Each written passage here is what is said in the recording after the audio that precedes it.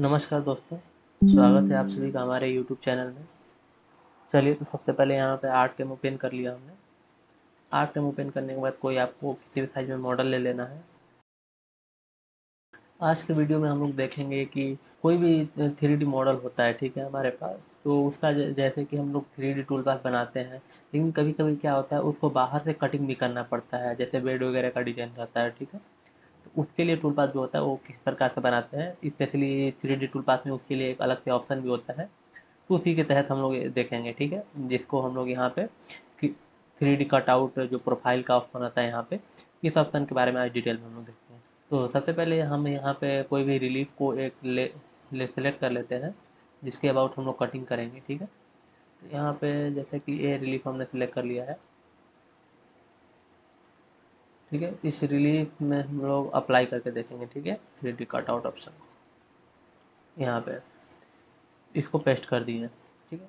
तो एक बात का ध्यान देना होता है, किसी भी डिजाइन में अगर बाहर से आपको कट करना है, जैसे यहाँ से हम बाहर से इसको कट करना चाहते हैं, ठीक है, आउटवर्ड में इसके, तो उसके लिए हमको एक वेक्टर का जरूरत पड़ेगा। तो वेक्टर ड्रॉ करने के लिए, क्रिएट करने के लिए आपको यहाँ पे create boundary from relief option का यूज करना है, या फिर आप नॉर्मल यदि अर्क का यूज करके कुछ बाउंड्री लाइन क्रिएट करना चाहते हैं तो वो भी आप कर सकते हैं, लेकिन प्रेफर करते हैं हम लोग यहाँ पे बाउंड्री फ्रॉम रिलीफ ऑप्शन का यूज करें, क्योंकि ये वन बार में हमारा डायरेक्टली बॉर्डर क्रिएट कर देता है, ठीक है। तो यहाँ से हम इसको सेलेक्ट करके यहाँ से हाइट रेंज यूज नहीं करना है, नॉर्मल बेसिक यूज करना है। यहाँ पे आपको सिर्फ बाय डिफॉल्ट ये इतना ही सेटिंग रहता है।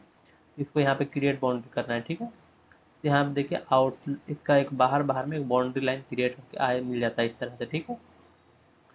और लेकिन इसमें प्रॉब्लम क्या होता है कि हमको जितना मतलब जरूरी नहीं है कि नीचे साइड से हमको कटिंग करना पड़ता है, सिर्फ हमको ऊपर साइड में बाहर से मतलब इधर से ही कटिंग करना होता है, ठीक है। अगर बाहर से मतलब चारों तरफ से कटिंग करना है तो कोई दिक्कत नहीं है, हम आसानी से कर सकते हैं। लेकिन हम कुछ केस में क्या होता है कि हमको यहीं तक कटिंग करना होता है, ठीक है, यहाँ से और यहाँ तक ऊपर साइड में। तो उस केस में हमको यहाँ से इसको कट करना पड़ता है वेक्टर को, ठीक है। तो यहाँ से सबसे पहले इसको कट कर लेते हैं वेक्टर को, ठीक है।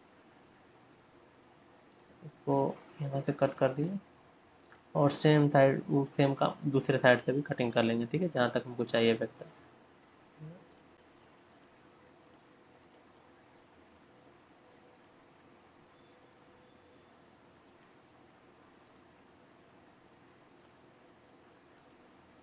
यहाँ पे, ठीक है। तो अब हम क्या करते हैं, पहले इसका 3D टूल पाथ क्रिएट कर लेते हैं इसके अंदर अंदर, उसके बाद इसका आउटसाइड में कटिंग करके देखेंगे। तो 3D टूल पाथ करना तो नॉर्मल हमको पता ही है। तो यहाँ से हम होल रिलीफ ऑप्शन का यूज करेंगे पूरे लेयर पे, मतलब जो भी है होल रिलीफ ऑप्शन यूज करेंगे कटिंग के लिए। और यहाँ से टूल सेलेक्ट कर लेते हैं 6 mm का, और बाकी जो सेटिंग्स है वो अपना कर लेते हैं यहाँ पे 10 mm। फेवरेट, यदि आप ये सब मतलब ये सब सेटिंग्स अभी नहीं सीखे हैं, नहीं जानते हैं, तो उसके लिए आप पीछे के वीडियो फॉलो कर सकते हैं, डिस्क्रिप्शन में आपको लिंक मिल जाएगा, वहाँ से जाके आप देख सकते हैं। और यहाँ से लास्ट में 30 mm मटेरियल थिकनेस डाल देते हैं अपना, ठीक है। उसके बाद यहाँ से कैलकुलेट करते हैं नॉर्मली।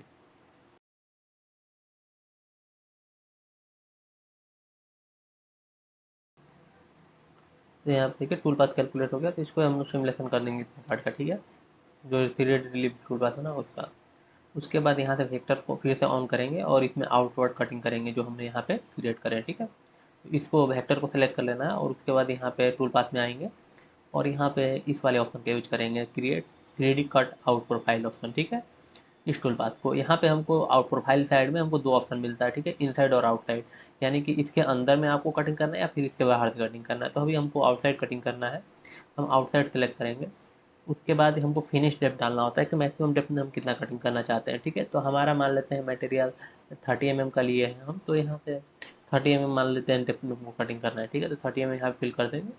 उसके बाद सेव जेड पोजीशन अपना जो है पीछे हम डाल चुके थे 3D टूल पाथ कैलकुलेट करते समय, तो यहाँ पे फिर से डालने की जरूरत नहीं है, ठीक है।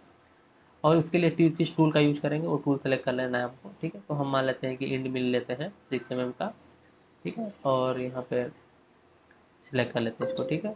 और यहाँ पे रैम्पिंग मूव को चेक कर देंगे ताकि आपका टूल जो रहेगा धीरे धीरे इन करेगा आपका मटेरियल में, ठीक है। उसके बाद लास्ट में कैलकुलेट करेंगे।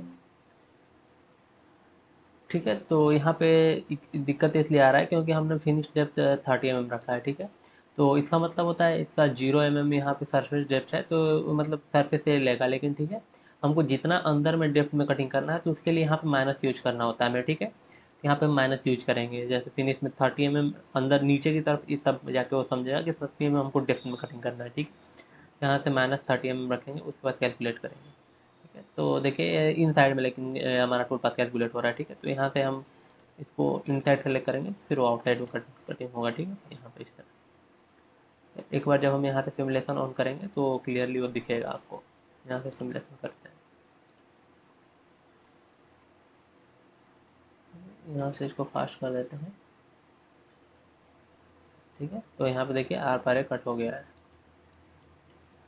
क्लियरली आपको दिख रहा होगा। ठीक है, तो आई होप कि समझ में आया होगा कि आपको हम लोग यहाँ पे 3D cutout profile tool path जो होता है उसको कैसे यूज करेंगे। बेसिकली इसी तरह से यूज करते हैं। यदि आप चाहें तो फुल मतलब जितना भी नीचे से भी आप कट करना चाहते हैं तो वहाँ से भी यूज कर सकते हैं। और या फिर हम लोग प्रोफाइल ऑप्शन भी यूज करते हैं इसके लिए, 2D टूल पाथ का भी यूज कर सकते हैं आउटसाइड कटिंग करने के लिए। ठीक है, तो इसका देखना हो कि आउटसाइड में हम लोग कटिंग कैसे करते हैं इससे, तो आप 2D के ट्यूटोरियल को फॉलो कर सकते हैं, डिस्क्रिप्शन में आपको लिंक मिल जाएगा उसका। आई होप कि समझ में आया होगा आपको कि कटआउट प्रोफाइल का हम लोग कैसे यूज करेंगे। यदि वीडियो पसंद आया तो वीडियो को लाइक करें, शेयर करें, चैनल को सब्सक्राइब करें। यदि किसी नए टॉपिक को कोई वीडियो चाहते हैं तो कमेंट बॉक्स में कमेंट करें। मिलते हैं किसी नेक्स्ट वीडियो में ऐसे इन्फॉर्मेटिव वीडियो के साथ।